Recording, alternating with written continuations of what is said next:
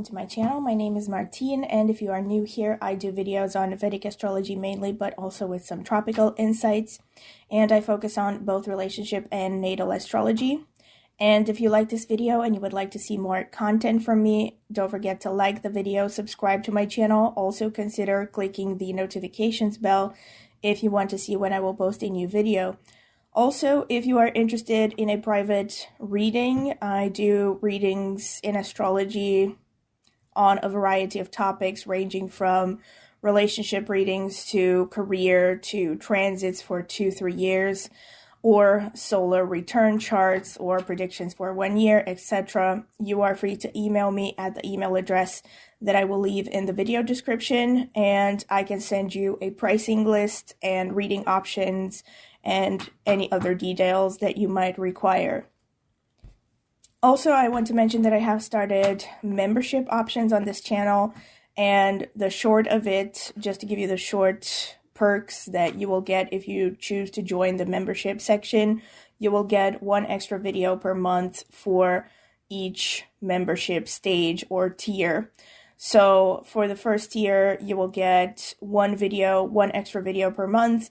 For the second tier, you will get 2 extra videos per month, so you will have access to level 1 and level 2 videos. And for level 3 or third tier, you will get 3 extra videos per month.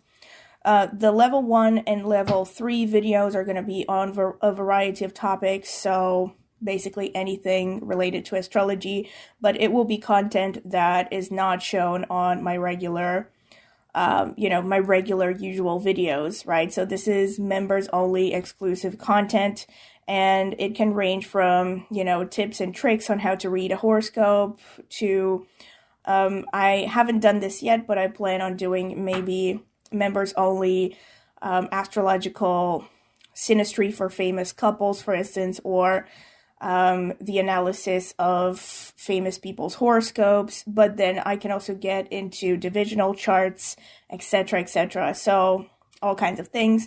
The level 1 or second tier of membership options is especially related to synastry astrology topics, meaning relationship-oriented astrology. So this could be things like how to discover which kind of partner archetype is right for you according to your horoscope, or it could be, again, different characteristics, whether you're going to have a good marriage according to your horoscope or a less than stellar marriage. But you can find more concrete examples in the lists that you will find in the video description, because I have added the playlists where you can already see all the videos that I have posted in each members section. So yeah, you can see what videos you will have access to from the ones that I have already done. But I will continue to post, like I said, 1 extra video per month for each level of membership. And in addition to that, in the members only section, you will have access to members only polls, and you will also have priority when it comes to getting your comments replied to on my channel. And you will also have stickers that basically show up next to your username that show that you are a member, and a couple of exclusive emojis. All right, so that's pretty much all the perks that you can have as a member on my channel. If you're curious, you can check the video description for more details as well, or you can click the join button under any of my videos to also see the prices, because the prices will be shown in your local currency. All right, in addition to the members only section, I also have a tarot channel, and I post there semi-regularly, and I will be linking the tarot channel in the video description as well as in the pinned comment. It's called Martine's Tarot. So if you are curious about tarot, if you're into it, maybe check out my channel, maybe subscribe. I would greatly appreciate it. Thank you very much for listening to this intro. And now I'm going to get straight into today's topic. Hello, welcome to my channel. Welcome to another video from me. So today's topic is going to be on the connection between Atmakaraka and Darakaraka in synastry, aka relationship analysis. So those of you who have seen that I've posted this video before, I understood that there was a problem with the audio. I do apologize for it. And basically, I have recorded it. I don't know exactly what happened, but I just decided for the first time ever that I should not turn off my external speakers that were connected to my laptop at the same time as my mic. And I think something happened with the interference in, I don't know, the bass. It picked up the bass that is connected to my external speakers. And there was this really nasty, like, noise, and I didn't even pick it up until, I finished the whole recording, which was, like, of course, about 1 hour long almost. And when I realized that there was noise, I thought that it's so annoying. I mean, it literally made my ears hurt, so I decided to try adding some ambiance, and I went with forest ambiance, but a bunch of you have written that it's almost impossible to focus on what I'm saying because of that background. So anyway, my bad. I thought it was less bad than just the brown noise or whatever the heck that was. That really just felt like a ringing in my ear, like a vibration in my ears personally. But anyway, having ADHD, I use forest sounds to calm down and to sleep actually. So I thought that it was less difficult to follow with the ambiance on top. But anyway, this is the second take. All right, moving on. Of course, the reason I postponed trying to re-record it, except for the fact that I didn't really have the time initially, is also the fact that I just basically blurted out that whole audio spontaneously. I didn't have a script for it or anything, so I just didn't want any kind of spontaneous inspiration to be lost along the way. However, I'm gonna do my best to remember exactly what I said in the other recording and make sure that all the important points are ticked. So let me start with what inspired me to deal with this topic, right? So the subject of Atmakaraka being compared to Darakaraka in Synastry analysis.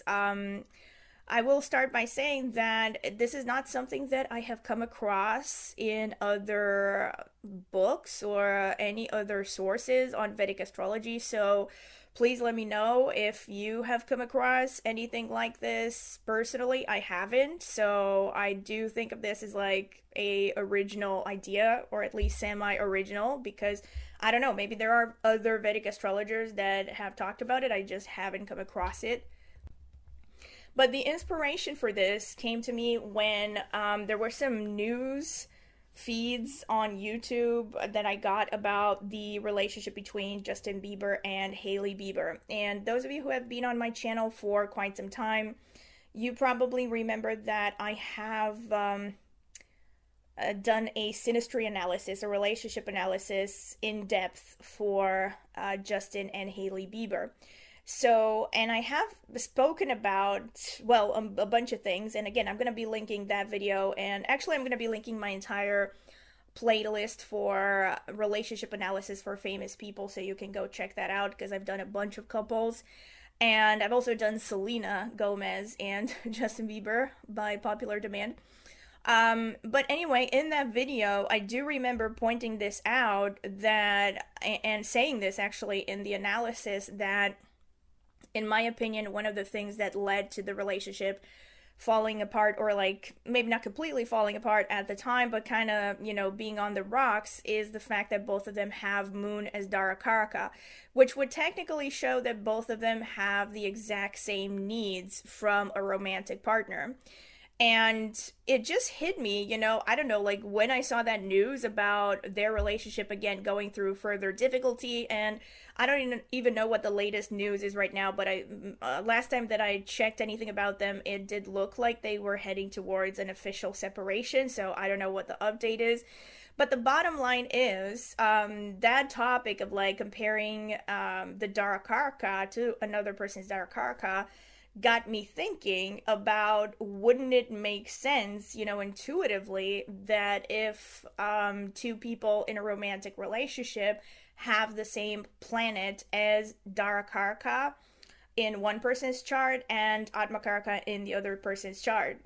Meaning, let's say if person A has their Atmakaraka in, I'm sorry, person A has Mars's Atmakaraka, for instance, it would make sense intuitively that if person B's Darakaraka is Mars, that would make them compatible to some extent. Because it makes sense when you think about the meanings behind the Atmakaraka and the Darakaraka, respectively. And again, I'm going to be linking all of the related content because I've done tons of videos. I have an entire playlist actually about Darakaraka. I've actually gone through every planet as Darakaraka, and I explained the psychology behind what it means and what each planet as Darakaraka shows with respect to a person's needs in a relationship, what they expect from a partner, and the psychology and everything. And yeah, so when I was thinking about all this, you know, the connection between Atmakaraka and Darakaraka, it just kind of made sense to me because the Atmakaraka, which is the planet with the highest degree in a person's natal chart, is their soul's purpose, right? So in a way, it's similar to the energy of the sun. And in fact, according to Vedic astrology, the sun is the original Atmakaraka. So it's irrespective of what the personal Atmakaraka is in the natal chart, because of course each person is going to have a different planet that has the highest degree.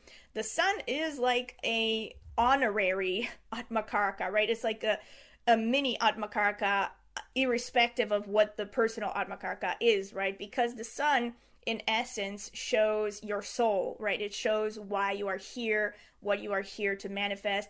It shows what motivates you on a very deep level, right, in life.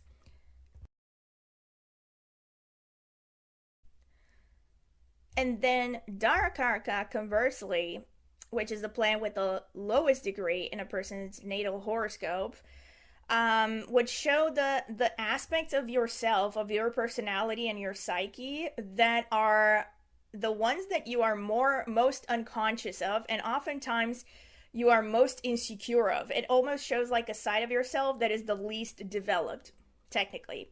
There are actually multiple theories that kind of would support this in Vedic astrology, because there is this whole theory on the age of a planet, right? So it's seen as basically the higher the degree that the planet sits in, the more mature that planet is. Whereas if it's in the earlier degrees of a planet, it's like young, right? It's a baby, and it's kind of like, you know, and it's not really that confident in that environment, right? Because if you think of a planet as an environment, and the planet, sorry, not the planet, if you think of the sign as an environment and the planet as, I don't know, let's say a human being, if you were to make an analogy, right? So if you have a planet in a lower degree of a particular sign, it's a new environment for that person. It's kind of that level. That's kind of the psychology behind it, right?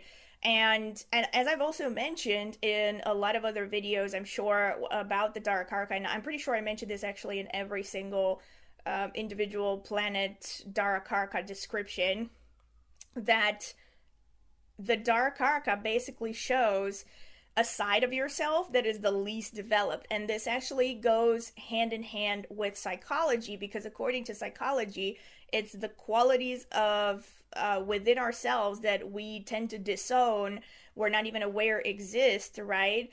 Or that we are insecure of, or we, for one reason or another, for whatever reason, right, we don't take ownership of them, right? Those are the qualities that we tend to project on other people, especially romantic partners. So instead of owning that part of ourselves, we look for it in someone else because we feel deficient in that area, if that makes sense. So we look for someone who's gonna balance us out, right? So basically, if for instance a person has Mars as Darakaraka, they're not going to feel very confident in their ability to be assertive, right? Because Mars is assertiveness, it's about competitiveness, it's about standing your ground, and most importantly, it's not just about standing your ground, it's about going after what you want, right? So someone who has Darakaraka and Mars is gonna really disown this. They might even disown their own anger, right? They will never admit that they are angry about anything. And I've actually seen this, believe it or not. I've met a couple of people with Mars Darakaraka in person, and they tend to be these kinds of people who will never get angry about anything, but then they get in relationships with partners who have temper problems, right? Who fly off the handle and get angry and pissy out of, anything, right? So basically, they're consciously or subconsciously attracted to people that express something that they cannot express, or are a part of themselves that they don't think they have, right? Because everyone has each of these planets. It's just that to some degree you're going to feel more comfortable in some planetary energies and not that comfortable in other planetary energies, right?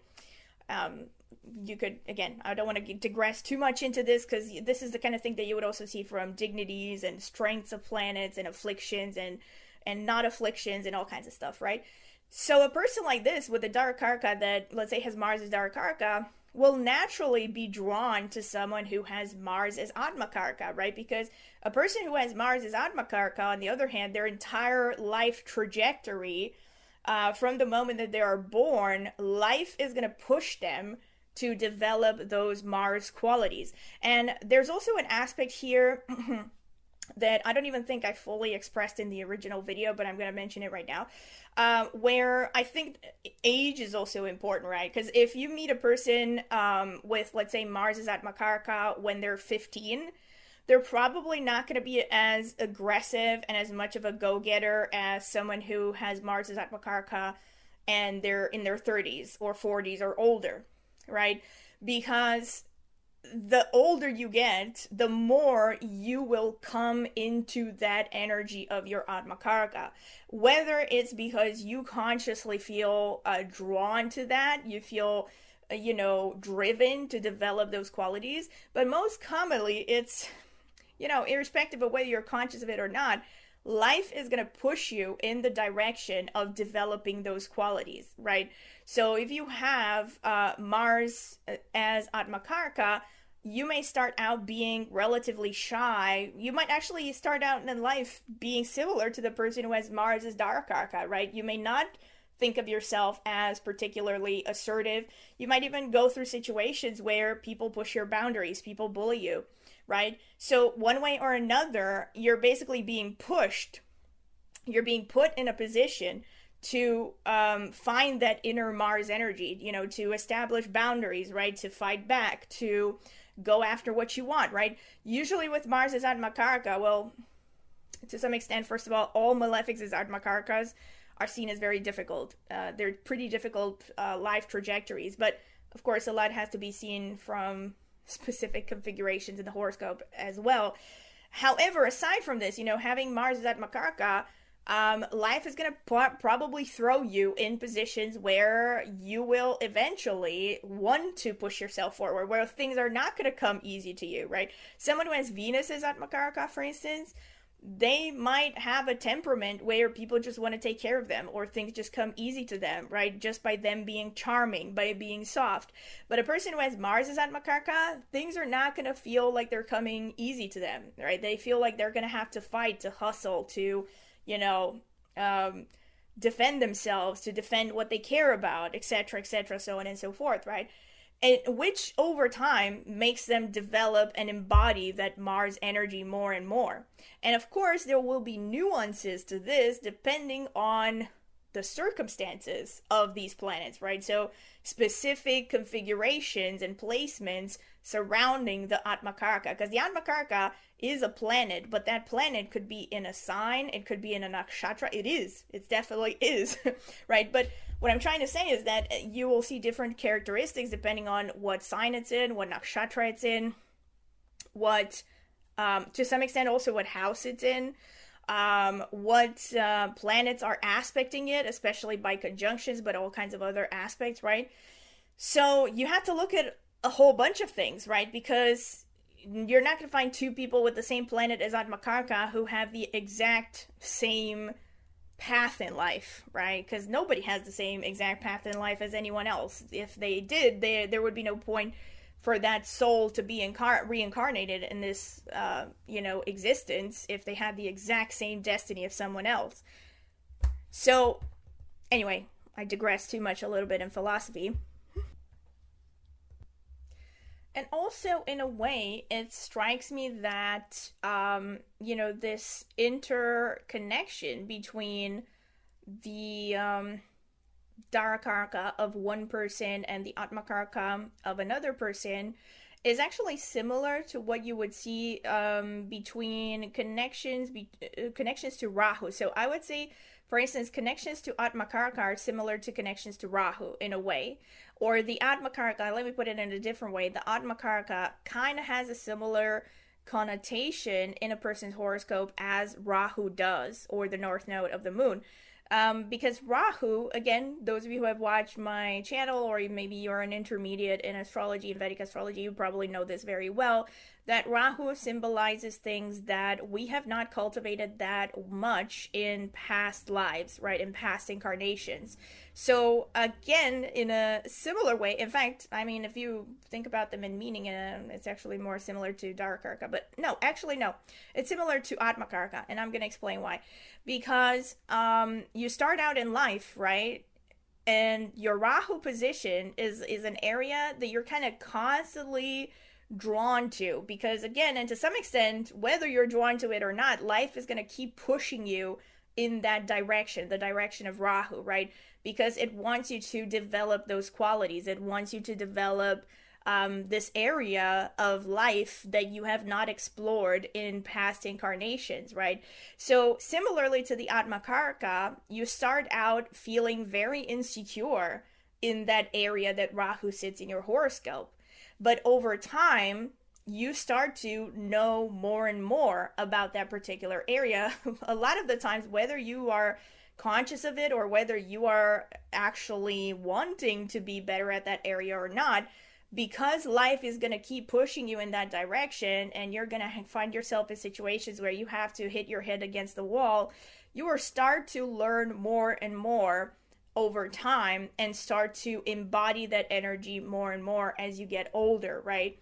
Now, to some extent, Rahu is part of your destiny, but it's not exactly the same as a destiny. So I see Rahu as things that you yearn for, things that you are meant to develop in this lifetime, but they're not exactly the same as your soul's purpose, right? Which is seen by Atmakaraka, and to an almost equal extent, it's seen by the Brigubindu, which is called the Destiny Point, and that's something else that I'm not going to talk about here in this video. And also the Brigubindu, again, I haven't actually looked into that, whether it plays out in, Synastry, and to which extent. I wouldn't be surprised if it did tie into Synastry to some extent as well.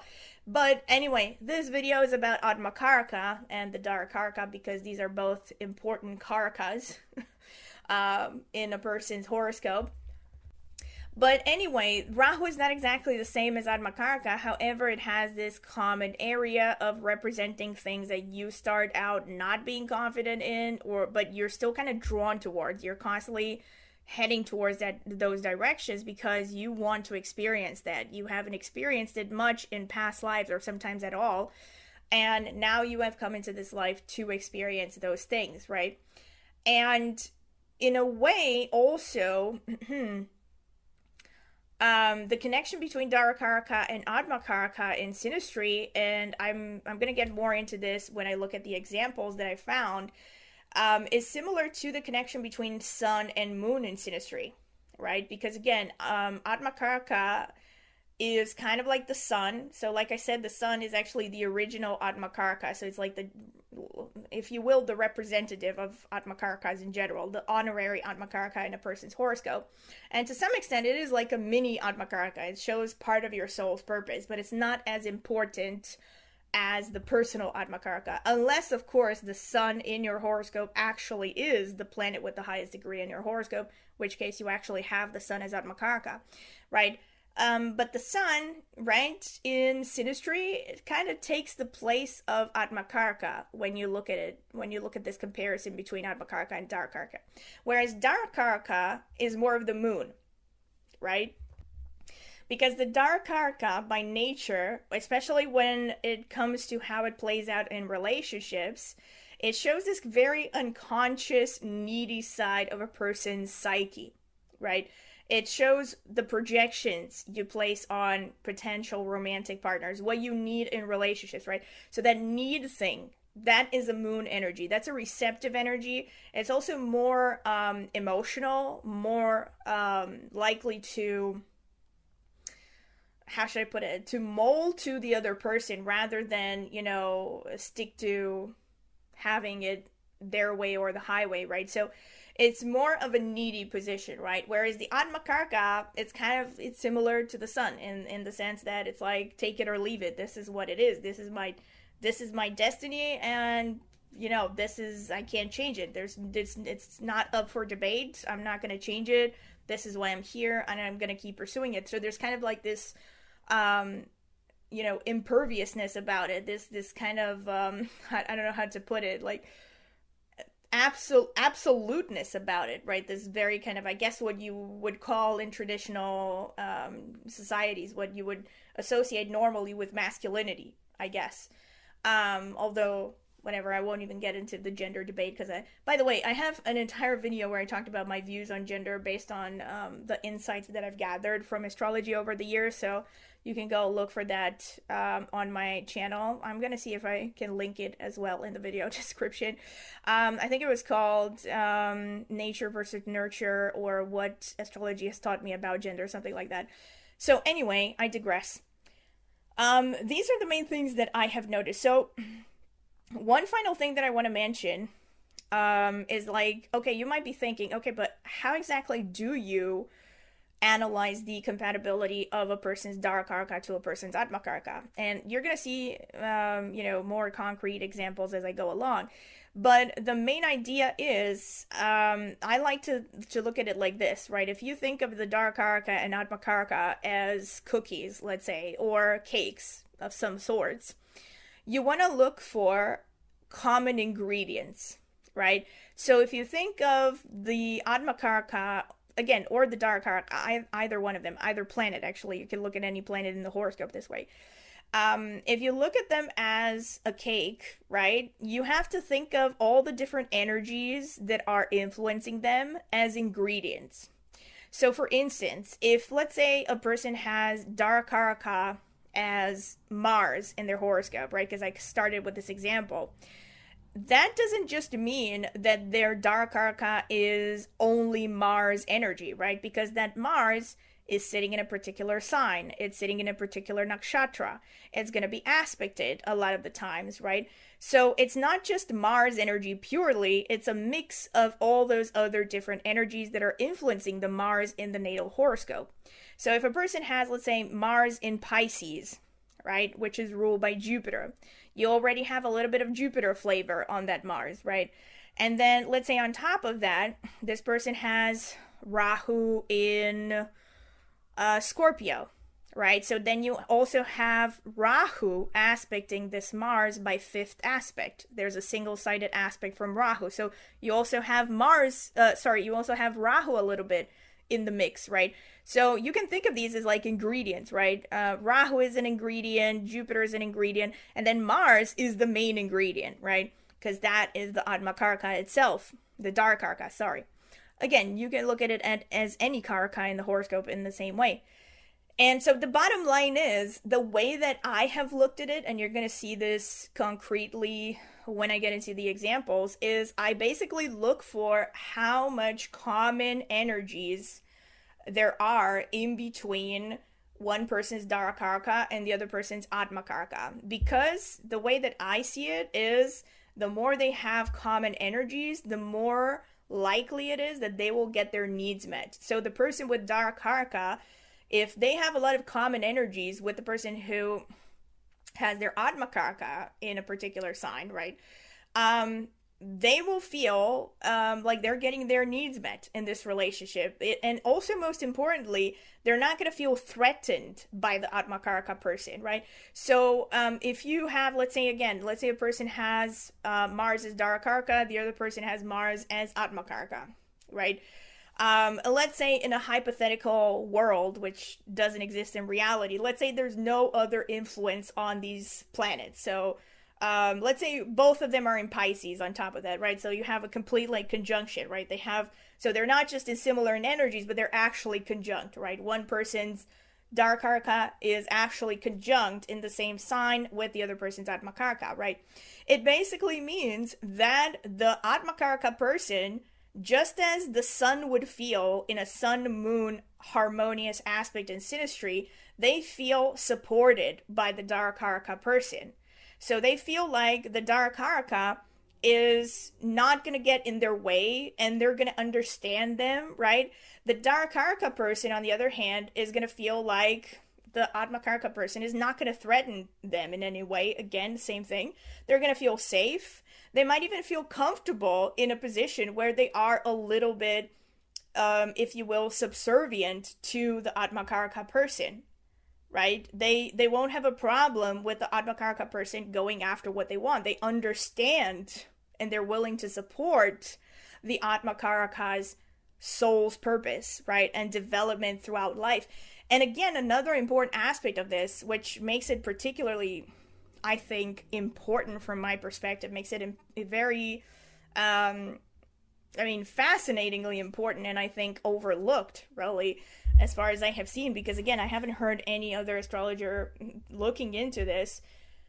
It makes it fascinatingly important because, again, the Atmakaraka is an ongoing process, right? So it's something that is going to go on throughout your entire life. You never stop chasing that Atmakaraka.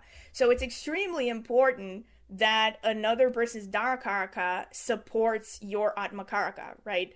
Because otherwise there are going to be major conflicts, right? First and foremost, the Atmakaraka person is going to probably feel like the other person, the Darakaraka person's needs are getting in the way of their development. They're getting in the way of their progress. And eventually it can get to a point where it leads to separation when the two partners basically are stepping on each other's toes all the time, right? And they don't have that harmonious flow of energies. And again, think of it from the Darakaraka person's perspective especially, because they're the ones who are most likely to be more needy, unconscious, impulsive, emotional, let's say, in this connection, because they're going to be looking at the Atmakaraka person from the perspective of their needs. It's very important, right, that they never feel like their needs are threatened, right? As long as there's a harmony between these two planets, the Atmakaraka person basically couldn't disappoint the Darakaraka person even if they tried, right? Because again, your Atmakaraka is your true essence. Let's not forget about that, right? So if anything, it's like the more they would be together, the more they would find that they actually bond on deeper, closer levels, right? Because it's like, again, the Atmakaraka being your soul's purpose, that is literally like you without the distractions, right? Without the outer shell, without the illusions that the Maya has cast upon you and other people's projections. That is your essence, right? So it's like your essence matching the other person's emotional needs in a relationship. So it's a very strong bonding connection. Now, of course, in reality, it's probably going to be pretty rare to see, like perfect harmonious blending of energies between one person's Darakaraka and another person's Atmakaraka, right?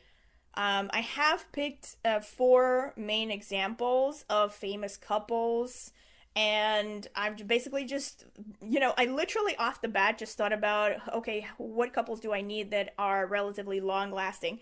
And just when I looked into their horoscopes, I basically discovered a pattern that even further basically solidifies what I intuitively knew about this connection without even expecting it. I found some stuff, and again, I am going to show some graphs at the end of the video that are going to show you exactly what I'm talking about, illustrates exactly what I'm talking about, which is freaking amazing.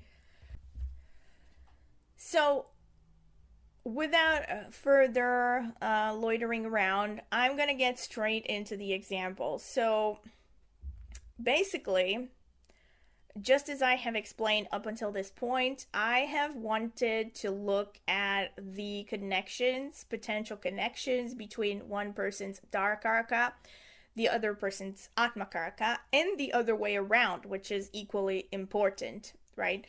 And I have looked at, like I said, I tried to think about some famous long lasting couples. And the first couple, which is a couple that I'm sure those of you who have been on my channel, have watched my videos for a long time, you definitely remember me talking about this couple because I have used them as an example in multiple videos. I don't think I've ever actually done an in-depth relationship analysis for them, but I don't think so. I don't know. If I have, you can check it out in my playlist for relationship analysis for famous couples. If I haven't, please let me know if you would be interested in seeing it. I don't know. And anyway, this couple is Paul Newman and Joanne Woodward. So they were famous in Hollywood for having a very long-lasting marriage, despite the fact that he was a very famous, very good-looking actor. So normally a man of that stature and social position tends to not be particularly loyal. I do remember at some point reading this or hearing about this that he was asked in an interview ages ago about how he stays loyal to his wife, and he came up with some saying like, if you have steak at home, you don't go out for burgers or something like that. So anyway, I don't even know how idyllic the relationship is. According to other sources, it was far from perfect because there were supposedly, allegedly, there were instances of infidelity on the part of Paul Newman. Nevertheless, whatever may have gone on between them, they did stay married for a very long time. I don't know exactly how long it was, but it was decades, right? They also got married relatively young, so they had a very long-lasting marriage, basically stayed together until he passed away. So, yeah, I thought it would be very interesting to look at their situation. So I'm going to show his horoscope, basically. So what you're going to see on the screen is his horoscope. I figured this is the best way to illustrate exactly what the relevant information is. So I'm going to show his horoscope. I have highlighted and circled the important parts. And on top, I have written her Atmakaraka situation, the placements, the aspects, and all that, all the necessary important information, which is marked by AK, that's Atmakaraka, and then her Darakaraka information in the purple, which is marked by DK, sorry. So, if you look at them one by one, so first if you look at her Atmakaraka compared to his Darakaraka, right? So her Atmakaraka is Mars in 23 degrees Capricorn, conjunct Mercury in Capricorn, both in Shravana Nakshatra.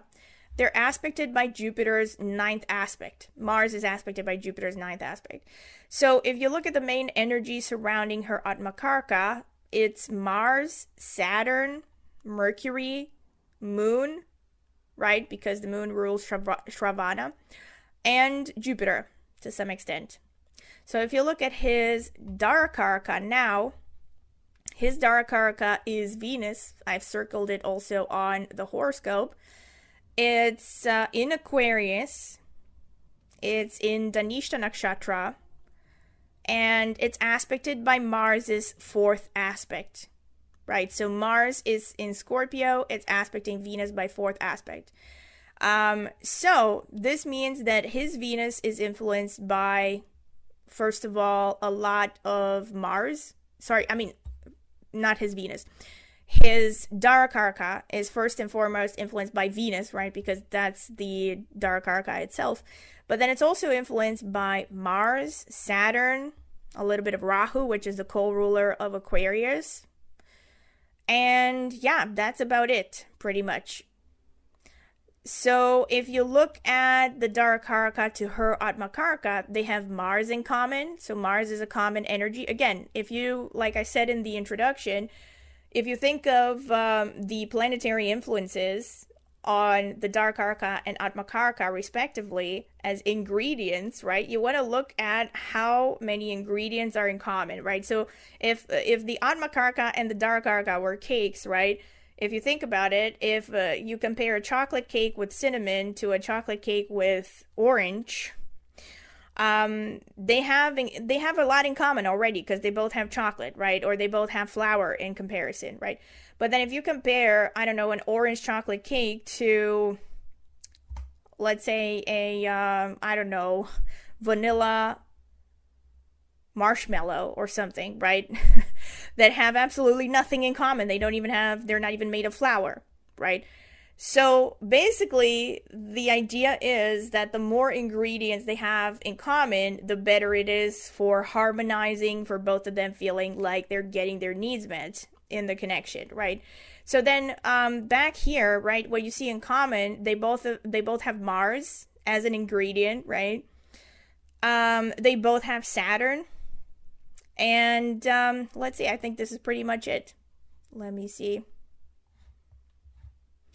This case is actually a little bit interesting because if you look at his horoscope, in his horoscope, Mars is actually conjunct Saturn, right? So, well, he already has Venus in Aquarius, so there's Saturn already, but there's quite a bit of Saturn, right?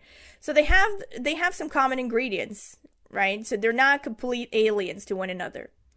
And then if you look at her Darakaraka, you see Moon in Aquarius. So her Darakaraka is Moon in Aquarius in Satabhisha Nakshatra, conjunct the Sun, also Satabhisha, and Venus, which is in Purva Bhadrapada.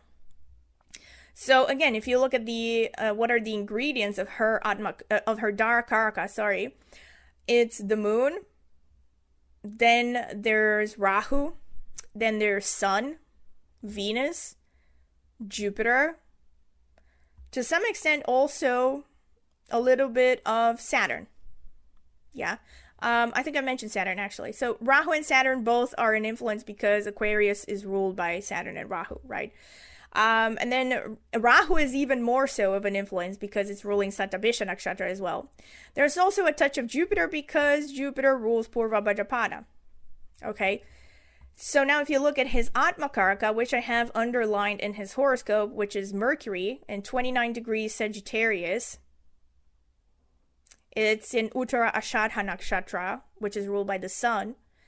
And if you look at the horoscope, I've marked it there. It's in opposition to the Moon. I've actually drawn the opposition sign so you can see it. So Mercury is in 29 Sagittarius. It's opposite Moon in Gemini. Okay. So again, you have a strong common denominator, right? A strong common influence, which is the Moon. Even though in his case, it's Mercury that is the Atmakaraka, being in opposition with the Moon, it means that the energies of Mercury and the Moon are intertwined. They're blended together. Not as strongly blended as if they were in a conjunction, but it's still an intertwining, right? The same thing, so if you look at her, of course, again, you have Moon as literally the main influence because that is the Darakaraka itself. And then, aside from this, let's see, we also have Sagittarius, right? So Mercury is sitting in Sagittarius, in his case, his Atmakaraka. So that's the Jupiter energy. You also find a little bit of Jupiter in her situation with Venus being conjunct her Darakaraka and Venus being ruled by Jupiter because it's falling in Purva Bhadrapada. And then there's also, last but not least, the Sun energy because his Mercury, his Atmakaraka, is sitting in Uttara Ashadha Nakshatra, which is ruled by the Sun. Her Darakaraka is conjunct the Sun. Okay? So there's a lot of common energies here. It would be understandable that they felt mutually supported in this relationship. Okay? Now, moving on to the second couple example, and that is John Lennon and Yoko Ono. So, like I said, I have tried to look for some of the most long-lasting famous couples that I could think about. And actually, for John Lennon and Yoko Ono, I've done an in-depth relationship analysis. So, you can see it in my playlist that is titled Relationship Analysis for Famous Couples. And I do remember also some things that I said there in that video. I'm not going to get too much into detail. And it's really funny because when I start to look at, like, every time I look at horoscopes, you know, almost every time, not always, but sometimes when I look at an analysis, like even a Synastry analysis, after some time, I'll see something new that maybe I haven't seen before. Not always, but every now and then, like, especially with these, like, famous charts, right? Anyway, I haven't looked at it from this perspective before. I haven't looked at it from the perspective of, you know, her Atmakaraka, comparing it to his Darakaraka and vice versa. But let's start by looking at it. Same thing. So what you see is his horoscope there, his chart, and on top you can see her placement. So the DK, that's the Darakaraka. Her Darakaraka is Sun in Aquarius, conjunct Rahu and Mercury in Dhanishta Nakshatra. So this is a case that I was psyched about, because this was literally intuitively, like, this is like the ideal scenario that I actually pictured in my head when I was thinking about this topic, which is that they actually have the same planet, right? So her Darakaraka is the Sun, his Atmakaraka is the Sun. So this is a very strong blending already, a harmonizing of energies already, right? Because it's the same planet. And then on top of that, they have other aspects. So I'm going to break it down. So her Darakaraka, Sun in Aquarius, conjunct Rahu, Mercury, and Dhanishta Nakshatra. So that means the energies on her Darakaraka are the Sun, Rahu, Mercury, Mars, Saturn, and Rahu again. All right, so Rahu. Now, if you look at his Atmakaraka, I've also circled it there. His chart is interesting because he actually has a natal Atmakaraka conjunct Darakaraka. So his Sun is conjunct Mars, conjunct Rahu. Okay, so not only do they have the same planet, they already have a double, you know, kind of a double whammy thing, because they both of them have the conjunction to Rahu, right? So his Atmakaraka is conjunct Rahu, her Darakaraka is conjunct Rahu. Very strong compatibility, all right? Very strong harmonizing of the same energies. And then on top of that, he has his Sun conjunct Mars. She has her Darakaraka in a nakshatra ruled by Mars. And then on top of that, he has his Atmakaraka in Virgo ruled by Mercury. She has her Darakaraka conjunct Mercury, right? Very strong influence, very strong common influences here. And now if you look at it the other way around, right, her Atmakaraka is Jupiter and Leo in Uttara Falguni Nakshatra, which is ruled by the Sun. It's conjunct Mars in Purva Falguni, which is ruled by Venus, opposite Sun and Mercury, conjunct Ketu. His Darakaraka is Mars, and it's falling in Virgo. And again, it's in the same conjunction. That's why there are two circles there in the 7th house. Oh my gosh, like wow. I mean, it's obvious. I mean, it feels like it's so fated. I mean, it must have been fated for them because you know, it's not only does he have this like cluster of Darakaraka conjunct Atmakaraka, but it's falling in his 7th house, which is the house of the spouse. So it's like, yeah. I guess poor guy was just helpless to her charms, but anyway, I digress. So, where was I? Yeah, so his Mars as Darakaraka is conjunct Rahu, conjunct Sun in the 7th house, yeah, in Virgo as well, right? So the common energies they have, again, we have,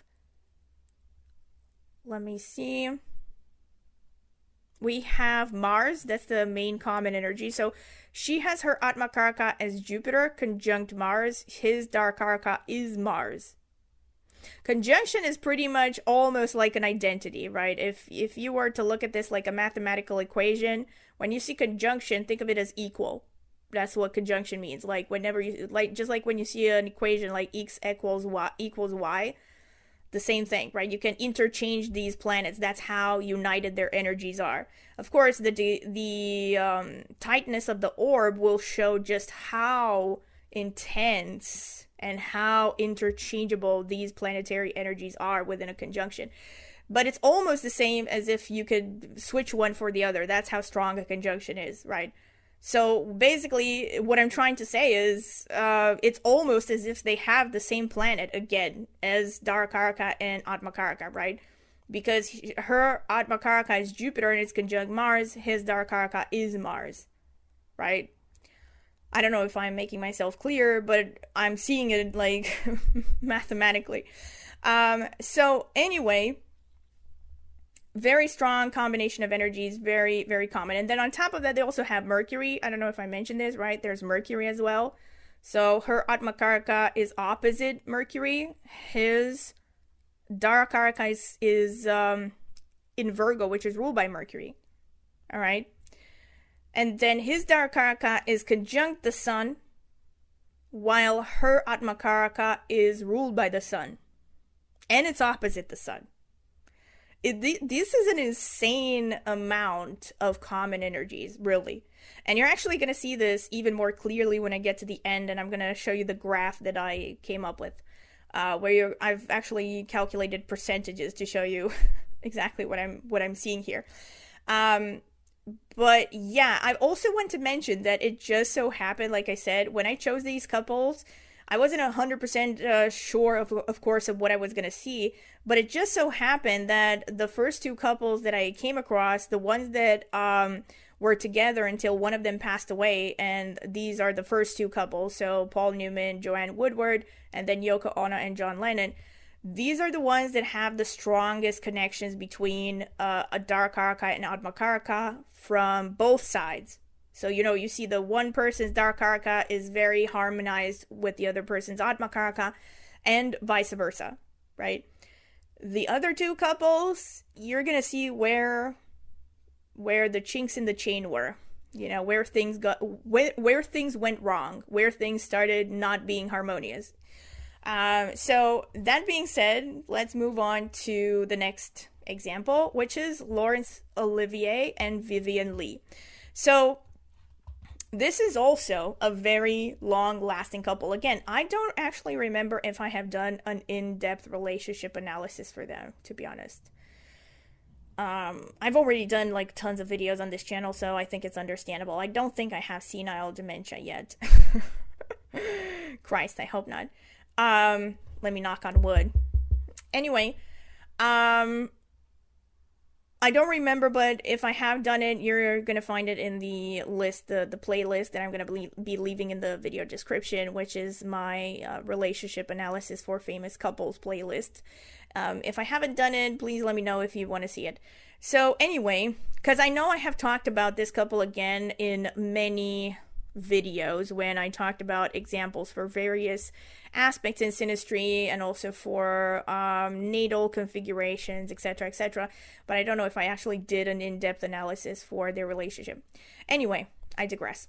So looking at the horoscope placements here, and again, just as with the other two examples, you see his chart, so that's Laurence Olivier's chart.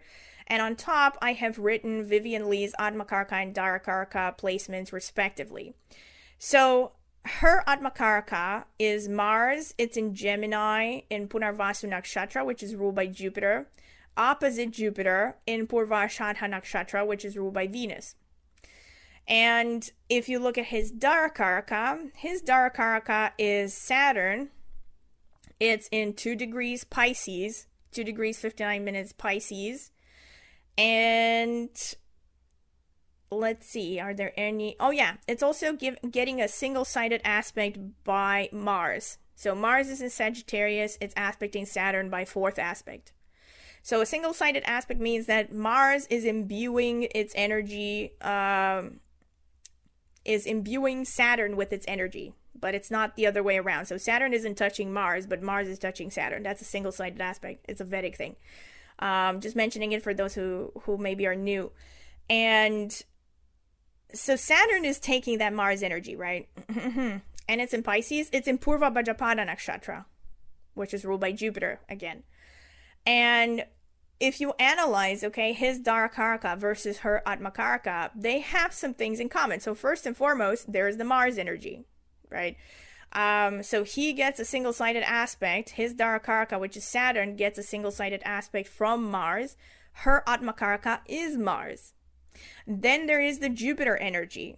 So his Darakaraka, Saturn, is sitting in Pisces, which is ruled by Jupiter. It's also the same as her Atmakaraka being influenced by Punarvasu. It's falling in Punarvasu, which is ruled by Jupiter. And then on top of that, it's actually opposite Jupiter. All right. And on top of that, her Atmakaraka also has a little bit of Venus with the Purvashadha, right?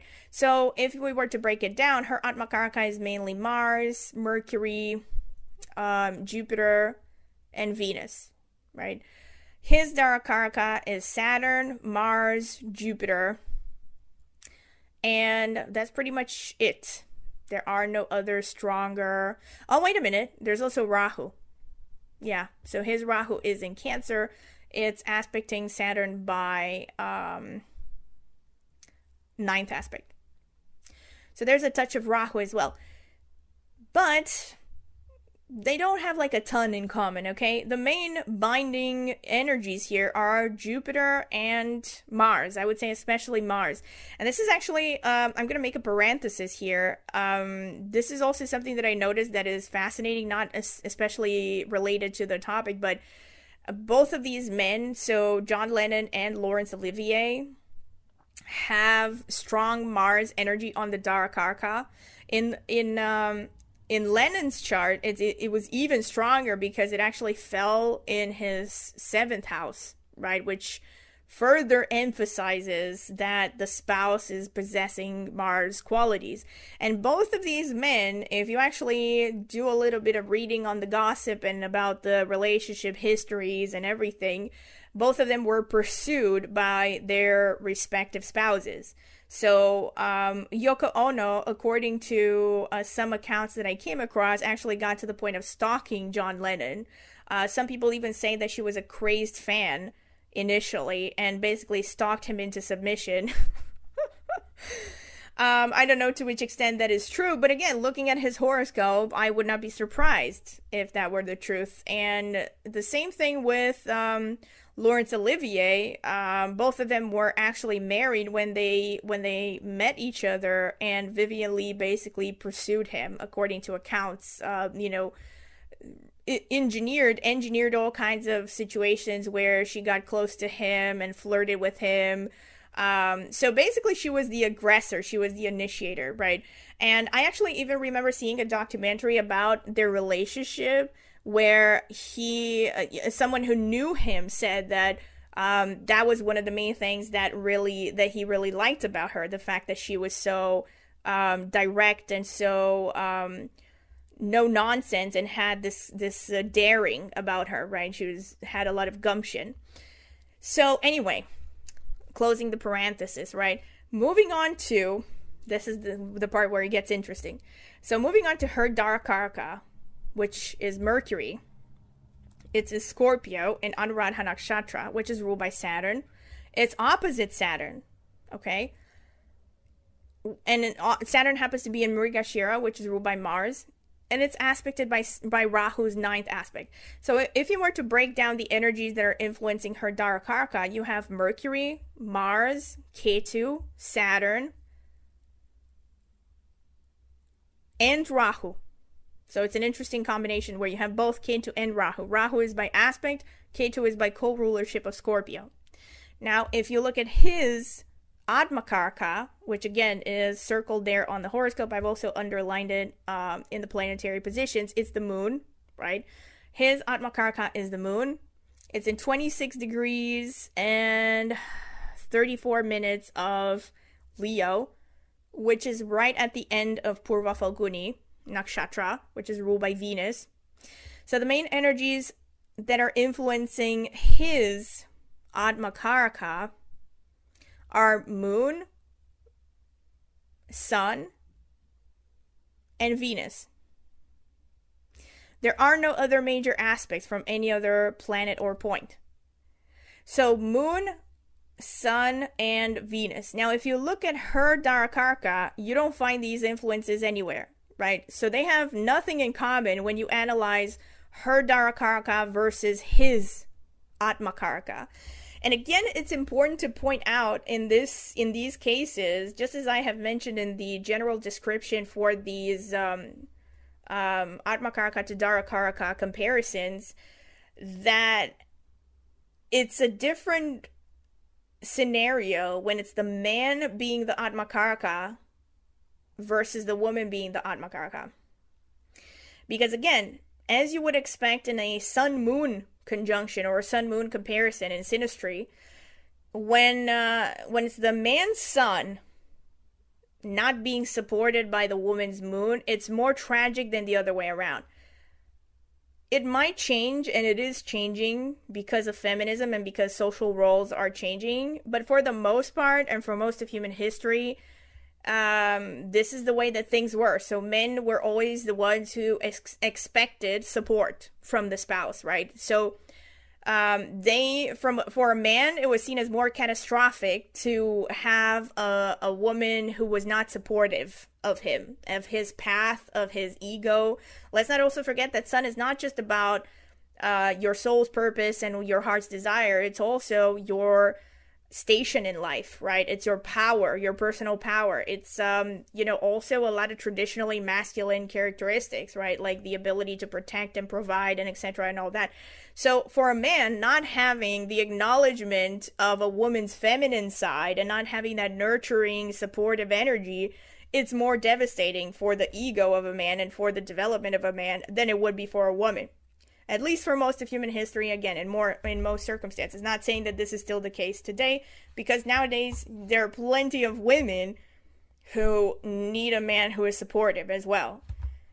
But these couples in particular, let's not forget, all of these couples, they're not exactly super modern, except for the last one, which is Brad Pitt and Angelina. But even they are not exactly contemporaries. They're not Gen Zs, you know. These are still people that were raised in predominantly traditional gender role mindsets, okay? So if you look at it in this situation, in this horoscope, in Vivien, Leigh, and Laurence Olivier's analysis, basically the situation is that he did not feel supported at all by her. That's how I would read it. Or it could be even just, okay, maybe not a situation where he wasn't supported, but they just felt like they were at odds, right? Like his trajectory in life, his heart's desire, his soul's purpose was not really being received, was not being nurtured, was not being accepted by her needs in this relationship. What she needed from him was different than what his focus was, basically, in life. And this is actually confirmed, again, if you do a little bit of research on them, because eventually they did get divorced. And to be fair, the situation is not all black and white. A lot of the times it's very complicated, of course, because bear in mind, and I don't think I've mentioned this in this video, but I always issue this disclaimer, you have to look at the full picture, right? You should never just look at one configuration, one placement versus one placement. You have to look at the full thing, right? It's a canvas. You need to look at all the colors. But in their situation, because I do remember, again, I used them as an example in the video that I did about Rahu conjunct Saturn in synastry, which, again, I stand by everything I said in that video. That's one of the most difficult aspects to have in synastry. And I said that the longer the two people are together, the more hardships they stand to face. It's like the connection becomes more difficult, more and more difficult, etc., right? The longer they are together. So for them, there were a lot of things that, got in their way right from the beginning. The fact that both of them were married and had kids when they met, and they had to separate from their spouses to be together, right? And then they were the target of controversy. They were like the Brad Pitt and Angelina Jolie of their time, basically. Let's not forget that they lived in, she was born in 1913 and he was born in 1907. So this was a totally different time when people were way more conservative, way less understanding of divorce, of all things that were, too unconventional, bohemian, and so on and so forth. And, they had to face a lot of pressure, a lot of scrutiny. And then on top of that, probably no doubt, at least part because of these pressures, she became mentally ill. She struggled with bipolar disorder. But according to, I remember the documentary that I saw about them, at some point they actually said that one of the reasons why he eventually separated from her was because he was tired because of all the drama.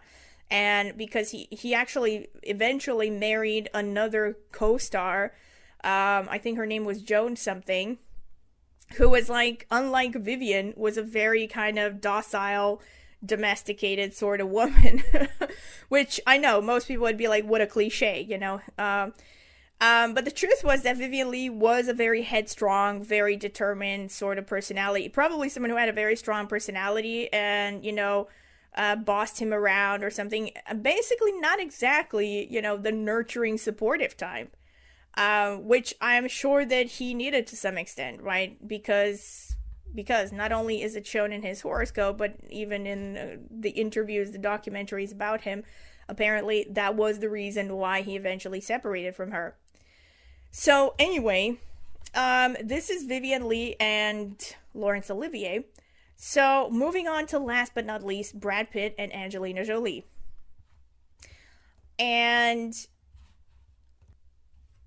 again, as usual, you can see his horoscope in the middle.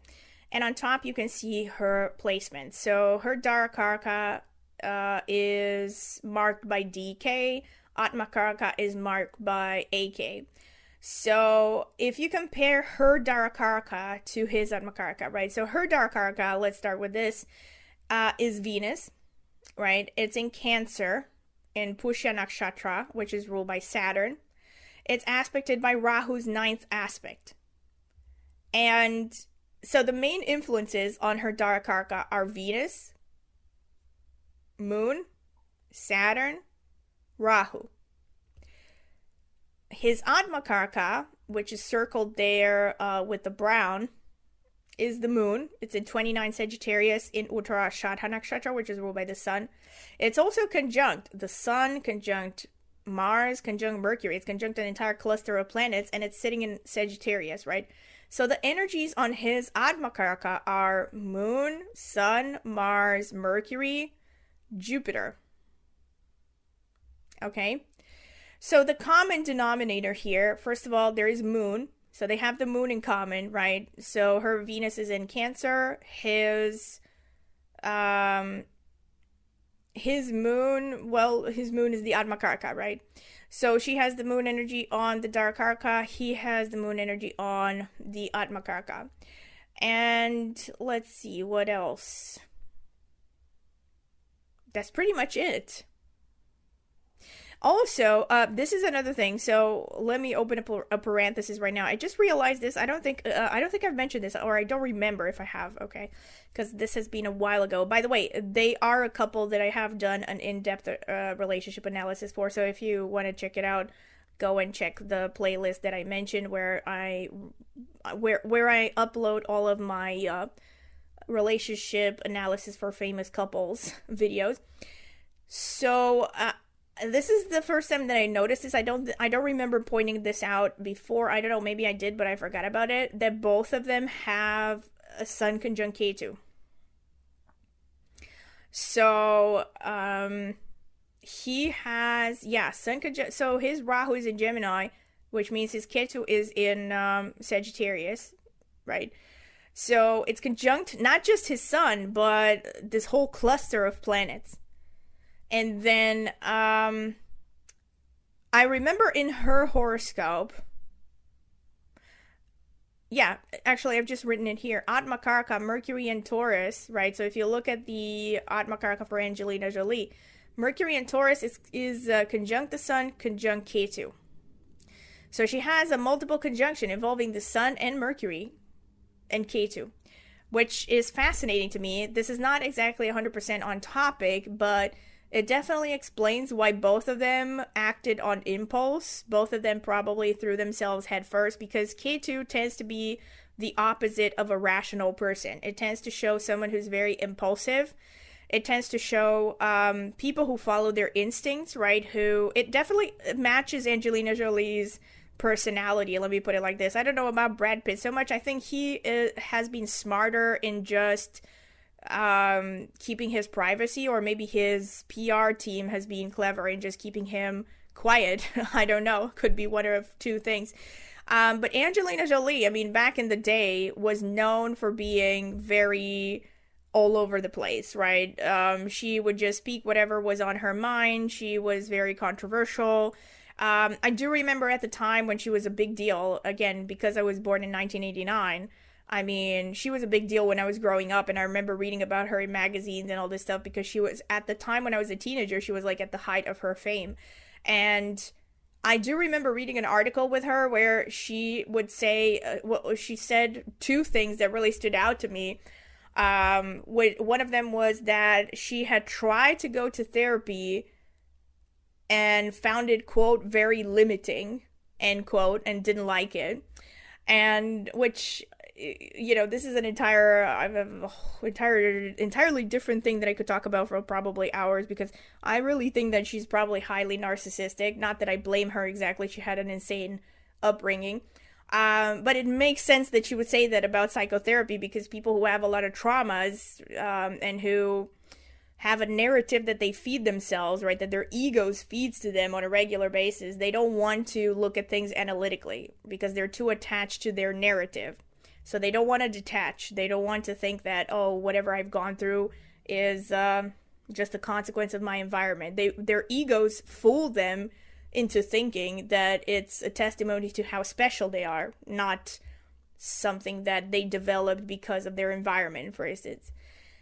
Anyway, I digress, right? So that was one thing that stood out to me. Another thing that stood out that really matches the fact that she has Sun conjunct Ketu is the fact that she said that she's a very instinctive person, and she said something along the lines of, whenever I try to think logically, that's when things work badly for me, or something like that. Basically, as if to say that she just identified as a very impulsive person who just followed her instincts, basically. Anyway, I just thought it was funny because it matches their personalities, right? The fact that both of them have Ketu conjunct the Sun. And also, if you think about, I've actually talked about the Sun Ketu aspects in the natal chart and how it ties to daddy issues in a video that where, oh my god, what was the name? I think I named it something like daddy issues. I don't remember exactly. I talked about this conjunction multiple times. It tends to show an absent father, whether it's physically absent or someone who is physically there but just doesn't have a bond with the child, right? And I talked about all the different ramifications of how this could play out in a person's psyche. So anyway, this is a long parenthesis, but I just thought it's fascinating how their horoscopes match their histories and everything. Anyway, where was I? Yeah, so I looked at her Darakaraka to his Atmakaraka, and I said they have one thing in common, basically, which is the moon. Now, if you look at her Atmakaraka to his Darakaraka, right, her Atmakaraka is Mercury, it's in Taurus, in Mrigashira, which is ruled by Mars, conjunct the Sun, conjunct Ketu, and his Darakaraka is Venus. It's in 0 degrees Capricorn, it's conjunct Saturn. So his Venus is, again, in Uttarashadha Nakshatra, conjunct Saturn. Let's see, any other aspects? No other aspects, right? So the main energies on her Atmakaraka are Mercury, Venus, Mars, Sun, Ketu. His Darakaraka, Venus, Sun, Saturn,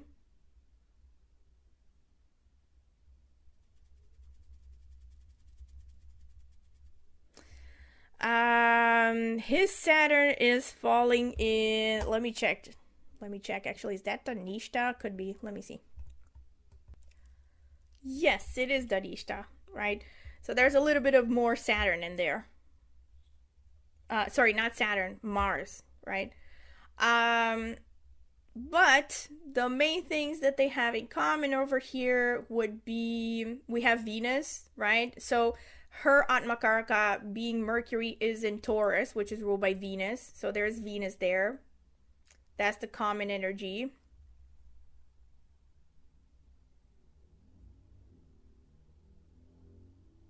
There's also a little bit of Sun, because his Venus is in Uttarashadha. Her Atmakaraka is conjunct the Sun. So there's Venus and there's Sun. That's it. It's not great, not terrible, right? They do have some common denominators, but not that great. And you're going to see exactly what I'm talking about now when I move to the next phase, which is the graphs that I was talking about, presenting the graphs that I was talking about. So when I get into this, I have basically divided the 4 couples into 2 separate groups. The first group is basically the long-lasting couples, right? This is the one that I'm going to be showing right now on the screen. And these are the first 2 couples, right? So first you have Paul Newman and Joanne Woodward, and then John Lennon and Yoko Ono. And I want to explain a little bit what you're seeing on the screen, basically, those percentages and the abbreviations and everything. So first and foremost, I think most of you know what the abbreviations are. So those are the planets, okay? Those are the general abbreviations used in Vedic astrology, which are basically just the first 2 letters of every planet, right? So VE is Venus, MA is Mars, SA is Saturn, RA. I just realized that's funny because SA, which stands for, that illegal activity, is ruled by Saturn, which is a malefic. That makes sense. But anyway, I digress. RA is Rahu. And then, so on and so forth, right? So those are the planets, okay? Now, the percentages, I realize that this is not, again, as much as I'd like to be as thorough and as analytical as possible, this is not an exact science, and it's not like exactly the most thoroughly scientific approach, because I have taken a arithmetic average here, basically. I'm not sure if I'm translating these things, because English is not my first language, so I don't know if I'm saying this properly in mathematics. I think it's called an arithmetic average.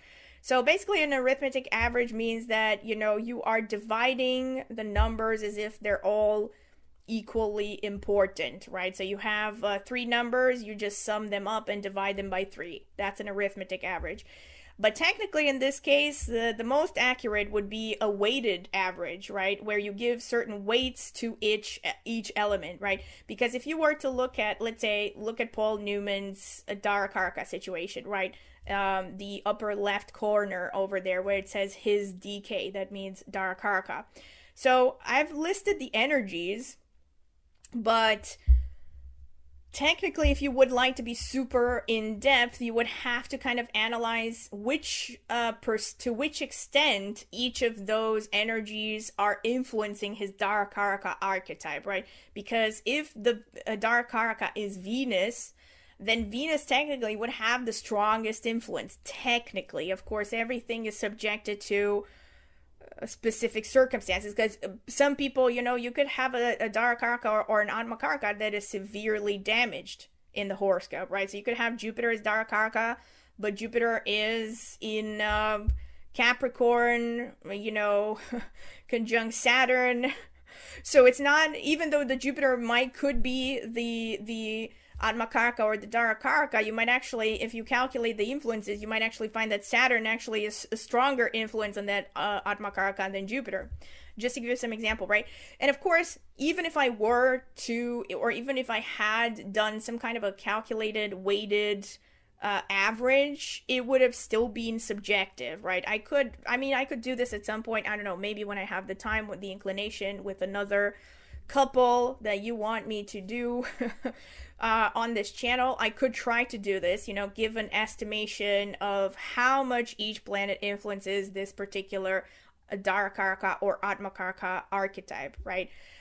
Because again, so I looked at them. I would say, this is what I wanted to say ultimately, even if I didn't give like the most accurate percentages here, if you look at it just from the perspective of what I mentioned earlier, that analogy to the cakes, right? If you think of Atmakaraka and Darakaraka as cakes, and you just want to see how many common ingredients these cakes have, it's a valid way of looking at it. Yeah, you're not, it's kind of like, you know, let's say you have, I keep thinking about cakes, right? I'm gonna I'm gonna get hungry here. But again, let's say you have a chocolate cake, right? A basic chocolate cake compared to I don't know, let's say a pudding, right, with some oatmeal crumble or something, some crumbs of some kind on top, right? So both of them technically would contain wheat, let's say, right? Because the chocolate cake is going to be made, let's say it's entirely made out of wheat flour, right? The pudding has just a little bit of crumbs on top that are made, or maybe let's say wafers or whatever. Let's say ice cream with wafers, right? There's a little bit of gluten in that, a little bit of wheat as well, but it's not the same quantity of wheat, right? This is what I'm trying to illustrate, right? So the percentages of how much of a particular ingredient would you find in that cake, that would be something that you would have to look at more in depth and to see exactly within this Atmakaraka archetype to which percent is it influenced by Mars versus to which percent is it influenced by Saturn versus to which percent it's influenced by Mercury, etc., so on and so forth, right? However, I would argue that when it comes to relatability, harmony, understanding in a relationship, the fact that they at least contain the same ingredient is still valid enough. It's still good enough for them to see eye to eye and to feel like they are understood and mutually supported, right? It's better than nothing, let me put it like that. So, that being said, okay, if you look at it from, so what I have written here actually, so his, again, let's start with Paul Newman and Joanne Woodward, right? So I've compared his Darakaraka to her Atmakaraka, and the percentages there are simply the percentage of how much of this person's energy. So let's say his Darakaraka, right? The reason I wrote 50% there is because I've underlined Mars and Saturn as common energies between his Darakaraka and her Atmakaraka. And then I calculated that Mars and Saturn energy, what percentage is that of his Darakaraka archetype overall? So it's 50%, right? Because in addition to those two planets, he also has Venus and Rahu, which are not represented in her Atmakaraka. Now, on the other hand, if you go to her Atmakaraka, you look at it from that perspective, she still has the same planets in common, right? Mars and Saturn, but she has 5 influences on her Atmakaraka. Therefore, she gets a lower percentage of harmonizing energies from his Darakaraka, right? This is the general mentality, right? So it's a simple arithmetic average, basically, that I calculated, and a simple percentage. And if you look at these couples, right, if you just look at the percentages, right, so they're pretty good. So no matter how you look at it, right? So Paul Newman, his Darakaraka gets 50%, whereas her Atmakaraka gets 40%. And the 50% and 40% are basically referring to which extent are they getting their Darakaraka and Atmakaraka needs met in this relationship, right? So in this connection between his Darakaraka and her Atmakaraka, to which extent are they both getting something out of it? This is what those percentages show. And now you look at it the other way around, his Atmakaraka to her Darakaraka, it's even better, right? He's getting 80%, she's getting 66%, right? Now if you move on to John Lennon, he's getting 60%, right? So his Darakaraka to her Atmakaraka, he's getting 60%, she's getting 50%. When you look at it from his Atmakaraka to her Darakaraka, it's 75% equal both ways. That's a very good percentage. And again, if you look at the examples here, you see this pattern of, in both situations, the man's Atmakaraka gets a higher percentage of satisfaction in the connection compared to the woman's Atmakaraka. Right, so if you compare, like if you look at it diagonally, right, let's say in Paul Newman and Joanne Woodward's case, his Atmakaraka gets 80% in that connection, her Atmakaraka gets 40%. So what does this show? Again, the man needs more support in a relationship. So he's getting a lot of support, which is probably what kept the relationship going, right?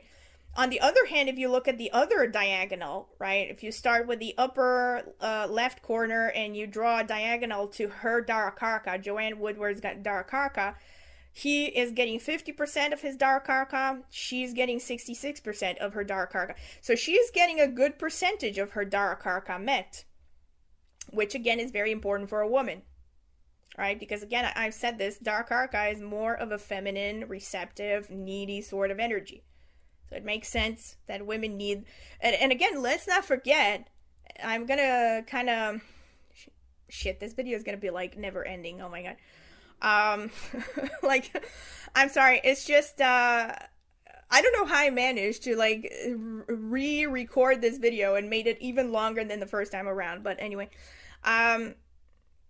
what I was getting into is if you look at, again, these are all typical heterosexual relationships again, and I mentioned this as a parenthesis because I have had people ask me, and I have done consultations for people from LGBTQ orientations, but it's more tricky with them, right? So it's when you look at the traditional relationships, you can clearly see the biological influences on what women need versus what men need, right? So the reason I stress this, and you actually see in these connections, that it's actually the woman's Atmakaraka to his the woman's Darakaraka compared to the man's Atmakaraka are the highest scores, right? So in both, like if you look at both of just these two examples, right, his Darakaraka to her Atmakaraka in both cases are not as good as the opposite situation, which is his Atmakaraka to her Darakaraka. Okay? And this just shows you that, women have are more needy in relationships, right? The Darakaraka, basically, because both men and women have a Darakaraka. Let's not forget that, right? But the Darakaraka shows, first of all, a higher level of projection, and it also shows what you need in a relationship. So it's a very needy sort of thing. Whereas from a man's perspective, right, it looks like his needs are not even as important as him getting support for his life trajectory, for his goals, etc., so on and so forth. By the way, when I'm saying all of this, I'm not saying any of this to say that this is the right way, that this is the way that it should be. I'm not justifying anything. I'm just saying, connecting the dots over here. Don't kill the messenger. But you can see it for yourself. This is pretty much what it shows. And again, it's not some kind of vast study that's true, because y'all, I have limited resources. Maybe at some point when I have time, and again, if any of you have the inclination to, look into further examples, please let me know what you find, because I think it's really fascinating. But yeah, I don't know, maybe at some point in the future I will keep, checking more of these and see if it's a repeated pattern, right? I would also be curious to see what I would see in let's say an LGBTQ connection, or or just in any kind of non-traditionally heterosexual relationship. I don't know. I wonder if you see the same patterns. Anyway, moving on to the second group, the other two couples, which I have mentioned, which although are also quite long-lasting. I mean, these were also long-lasting relationships, but eventually they ended in separations. They were not a till death do them part sort of connection, right? So Paul Newman, Joanne Woodward, and then the other couple, which is Yoko and John Lennon, they were together until one of them passed away. So that's the definition of a very long-lasting couple. Now, these other couples, even though they had long-lasting relationships, eventually separated, right? And again, I'm pretty sure that as soon as you look at the screen, you will kind of understand why that happened.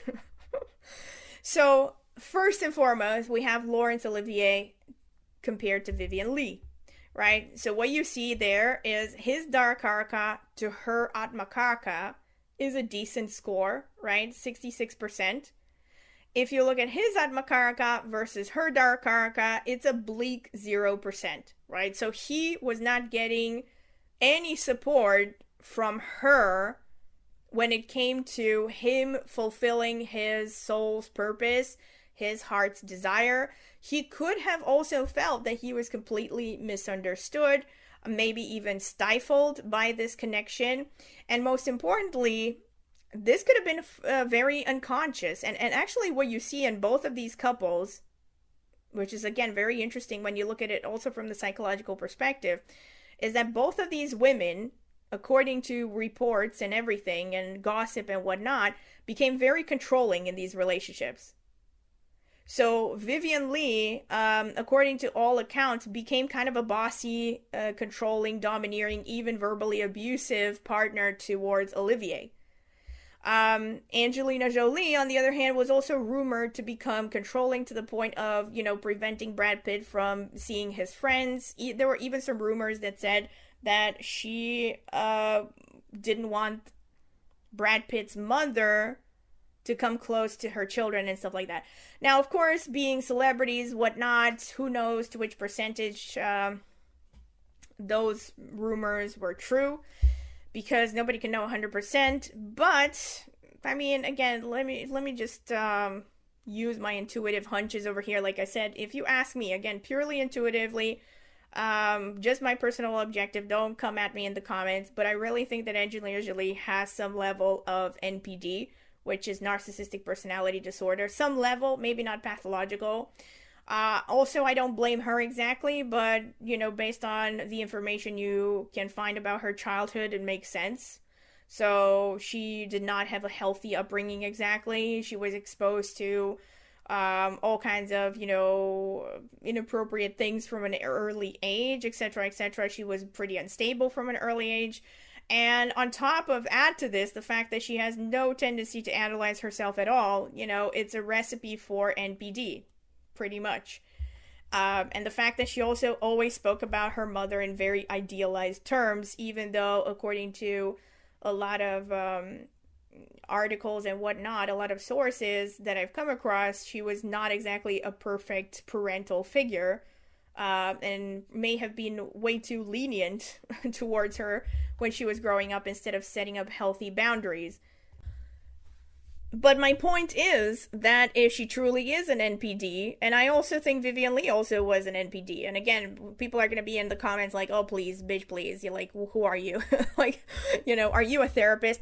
And I'm like, I'm not a therapist. But again, if you do some research and you start connecting dots, you will see evidence in there. Vivien Leigh, again, was notoriously unempathetic. She was the kind of person who not only, aside from the fact that she had bipolar and had unstable moods, she was known to be someone who could just, switch from being very nice to, all of a sudden become very nasty towards people, especially when she wasn't getting her way. She was reported to use her fame and her status to intimidate people that she felt threatened by. Like, I remember reading this article about her ages ago, where a photographer that did a photo shoot for her said that she was so unhappy with the results that she threatened that he was never going to work again if he published those photos.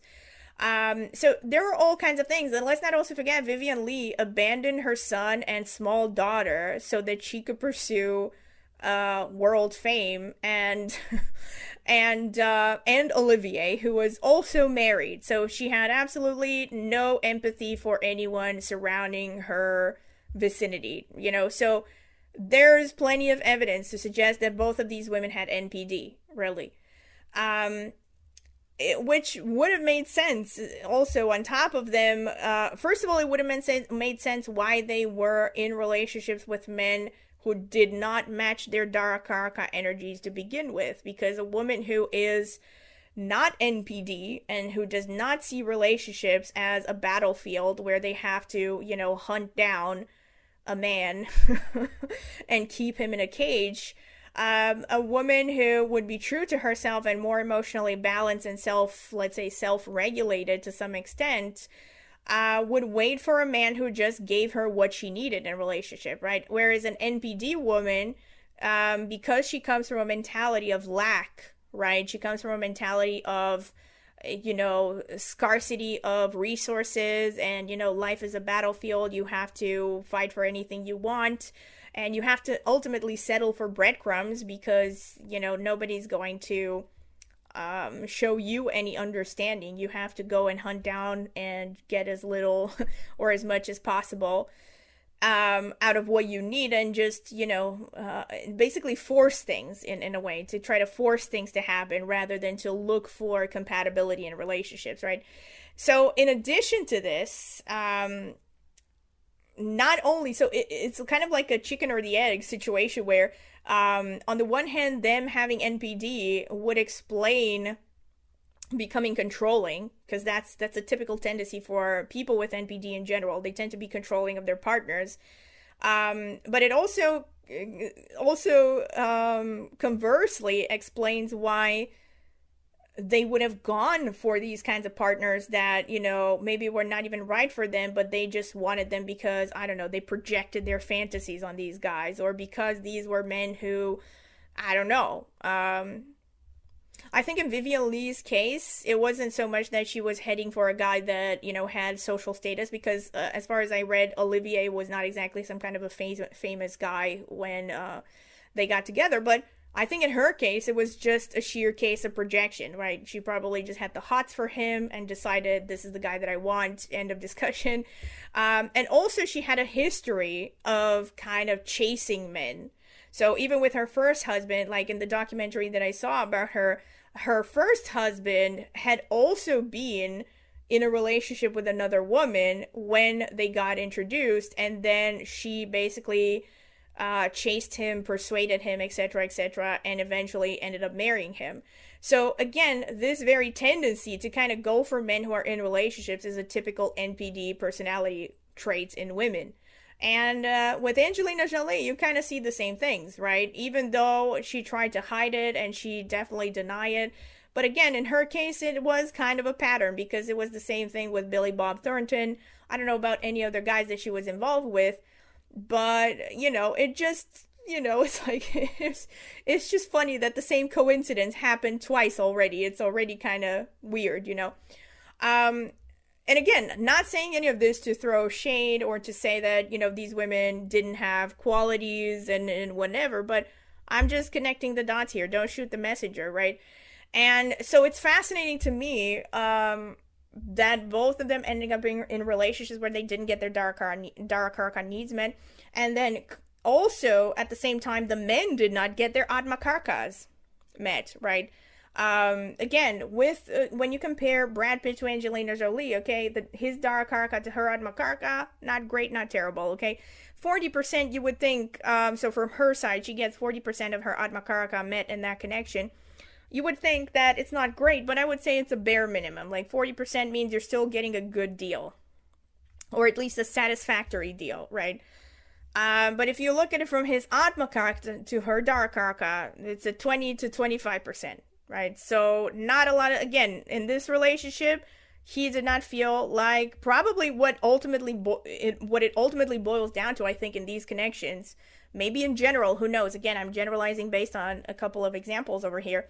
But I think what happens in these connections, right, is the fact that the man does not feel seen for who he is, appreciated for who he is, supported for who he is, right? Because the Atmakaraka, again, is the soul's desire. And again, if you think about the rumors about Brad Pitt, I mean, he's a guy who is interested in architecture, right? He's a guy who has kind of a nerdy side, a nerdy homebody kind of side. Whereas, and it's kind of, it always seemed very weird to me that, because again, I was in that generation when, there were women's magazines and newspapers and whatnot constantly publishing things about their relationship, because it was a huge scandal at the time that he left his wife for her. Or at least that's how it was portrayed in the media. And there were loads of publications writing things like, people are scratching their heads about how Brad Pitt suddenly changed when he ended up in a relationship with Angelina Jolie, because up until that point, he had been just a regular, guy who didn't have a particularly strong sense of adventure, liked regular things. He was passionate about architecture, spent weekends with friends and whatnot, and all of a sudden he was traveling the world with Angelina Jolie to refugee camps, to God knows what. So it almost seemed like, she was dragging him around for her to, meet her heart's desire and her purpose in life, while at the same time kind of ignoring his, right? Probably not even taking time to get to know what he really wanted out of life. And not saying that she's entirely to blame. Let's not, let's not forget about that, because it takes two to tango, right? So if Brad Pitt had been more of a solid, stable guy without any psychological complexes, he probably would have put his foot down from the beginning and said that this person is just not compatible with me. So the fact that he even got involved, whatever. You could speculate forever and ever about what the motivation was there. But the bottom line is, right, the conclusion is that if you look at these two couples, the not so long-lasting couples, you clearly see that it's not as reciprocated, right? So the comparisons between the Atmakaraka energy of person A to the Darakaraka energy of person B, and vice versa, it's not as harmonious. It's not a nice blending of ingredients, so to speak, right? So intuitively, at least, if for no other reason, I would say that this meant that they just felt the relationship was just not what they needed to various extents, right? In different ways, right? From different perspectives. Okay, so this is pretty much what I wanted to say with this video. I can't believe how long it is now. It's even longer than the first time I recorded it. But anyway, I hope that you enjoy this, and of course, feel free to share any kind of information that you come across, that might support this, or maybe that contradicts this, I'm open to all kinds of pieces of information. Also, if you have any, requests for famous couples that you would like me to analyze in that collection of relationship analysis for famous couples, feel free to comment in the comment section. I do mainly focus on couples whose time of births are reported, because that's the most accurate, that's the most likely to produce accurate results, right? If it's without a time of birth, it's incomplete information, right? So yeah, if you have any famous people, please mention them in the comment section. And also, again, if you have enjoyed the video and if you have been watching my content, don't forget to subscribe. It's the easiest way to support me, and it is free. Also, if you want to find out more about memberships, and again, I haven't posted in memberships for quite some time. I admit I just haven't had the time, but I already have a lot of content in there, so you can check out the playlist in the video description, where you can see the list of all the videos that I've done for every membership tier. I am going to post there soon. I have some ideas. I just have to start working on them. And yeah, anyway, so if you want to find out more about the membership sections, you can check out the introductory part of this video where I go more in depth. Aside from that, if you would be interested in a personal consultation, of course, you can check out the video description. I will leave my contact information, my email address there. You can email me for a pricing list, reading options, any other details, of course, that you might be interested in. And aside from that, also, if you are interested in tarot, I have a tarot channel, which I have started more recently than this one. I've only started the tarot channel like 2 or 3 years ago. This one has been around since 2016, even though the first few years I posted like once in a blue moon. So anyway, if you're curious about tarot, go ahead and check out my tarot channel. I will be linking it in the video description as well. If you are curious, maybe subscribe. I would greatly appreciate it. And yeah, this has been pretty much it. And like I said, I really hope you enjoyed it, and I hope to see you at my next video. Thank you.